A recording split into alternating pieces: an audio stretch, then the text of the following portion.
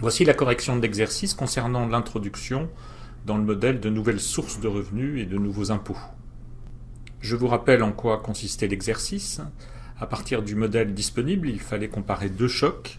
D'une part, une augmentation de 100 des envois de fonds des travailleurs ayant émigré à l'étranger aux ménages locaux.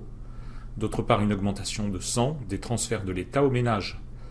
Il fallait regarder en particulier l'impact sur la production en expliquant les canaux de transmission. Rappelons tout d'abord les hypothèses du modèle. En ce qui concerne ce qu'on a l'habitude d'appeler le bouclage public, le solde public est constant, et en cas de variation des recettes publiques, les dépenses publiques s'ajustent. En ce qui concerne le bouclage extérieur, le taux de change reste constant, et le solde courant s'ajuste en cas de variation de l'épargne des ménages ou de l'investissement. Voici les résultats en termes de variation de la production en volume.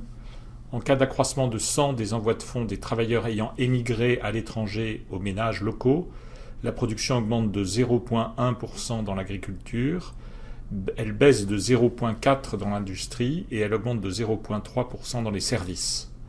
En cas d'accroissement de 100 des transferts de l'État aux ménages, la production augmente de 0,3% dans l'agriculture, de 0,1% dans l'industrie et elle baisse de 0,2% dans les services. Donc les deux chocs se distinguent par l'impact négatif sur l'industrie pour le choc sur les remittances, les envois de fonds, et l'impact négatif sur les services pour le choc sur les transferts de l'État aux ménages. Je vais exposer ici les principaux canaux de transmission. C'est une vision un peu déformée de la réalité. En effet, dans un modèle en équilibre général calculable, toutes les variables s'ajustent les unes aux autres simultanément. Donc j'expose ici les canaux de transmission de premier ordre, donc en fait les mécanismes en œuvre les plus importants. Considérons tout d'abord un accroissement de 100 des envois de fonds des travailleurs ayant émigré à l'étranger aux ménages locaux. Donc le revenu des ménages augmente, in fine, c'est-à-dire après tous les ajustements qui s'opèrent de 101. Cela permet de financer pour les ménages une augmentation de la consommation dans chaque secteur, plus 17 dans l'agriculture, plus 12 dans l'industrie, plus 34 dans les services. C'est positif pour l'activité. Ces variations de demande de consommation dépendent de la structure initiale de cette consommation. Pour s'en convaincre de ceci, il suffit de se rappeler que l'utilité des ménages est une cope Douglas et de regarder les valeurs du paramètre gamma, qui est la part budgétaire de chaque bien dans la consommation totale des ménages. Parallèlement, les recettes publiques augmentent légèrement, car les impôts directs et indirects augmentent un peu, du fait de l'augmentation du revenu et des consommations. Donc on a une augmentation des impôts directs et des impôts indirects. Et il y a d'autres ajustements dans l'économie, mais in fine, les recettes publiques augmentent légèrement, et du coup les dépenses publiques augmentent aussi, plus 9. Plus 1 dans l'agriculture, plus 2 dans l'industrie, plus 5 dans les services, c'est aussi positif pour l'activité. Mais simultanément, l'investissement des entreprises est affecté. Pourquoi ? Parce que d'une part, le compte courant augmente de 102 du fait de l'augmentation de 100 des envois de fonds des travailleurs ayant émigré à l'étranger aux ménages locaux, et d'autre part, l'épargne des ménages augmente de 22 du fait de l'accroissement du revenu national, ce qui a un effet positif sur l'investissement des entreprises, mais pas assez pour compenser le premier effet, le gonflement du compte courant, qui est négatif pour l'investissement des entreprises, qui au total baisse de 77. Donc la consommation de biens de capital baisse de 16 en ce qui concerne l'achat de biens agricoles, 56 en ce qui concerne l'achat de biens industriels et 8 en ce qui concerne l'achat de services.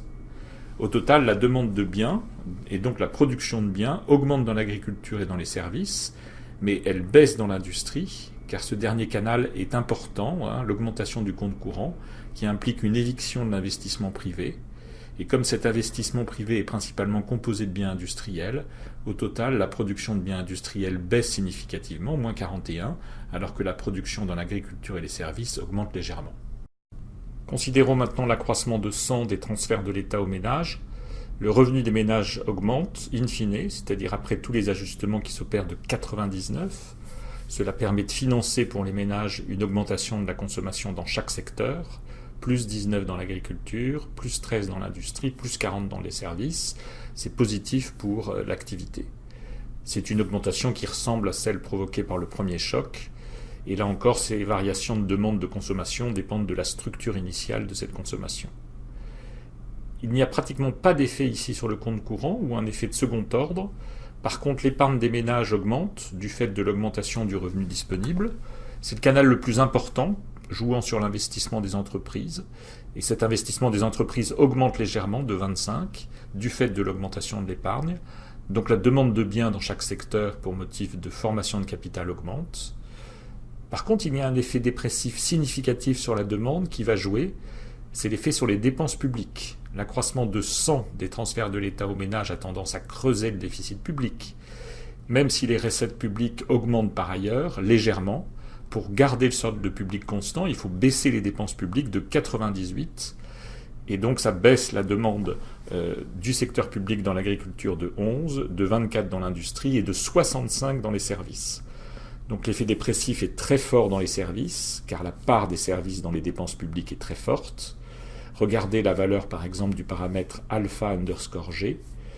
Au total, la production augmente un peu dans l'agriculture et l'industrie, mais elle baisse dans les services, du fait principalement de la baisse de la consommation publique de services, qui s'opère pour garder le solde public constant. Donc les deux chocs se ressemblent, par l'effet expansif sur le revenu disponible, puis sur la consommation privée et l'épargne des ménages. Mais elles se différencient par, d'un côté, dans le premier cas, un effet expansif sur le compte courant, et de l'autre, une baisse des dépenses publiques qui s'opère pour garder le solde public constant.